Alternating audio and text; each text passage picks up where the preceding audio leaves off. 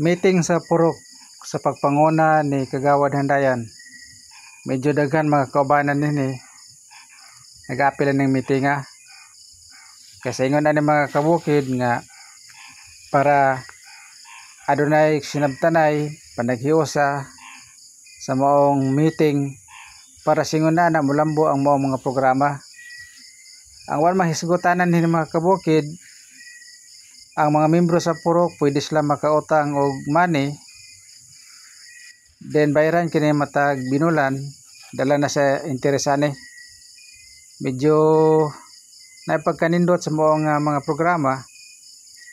Ang importante na mga kabukid, adunay panaghiusa sinabtanay sa mga katawhan ni dapita dinhi sa Purok 5, Barangay Marbel, Kidapawan City, North Cotabato.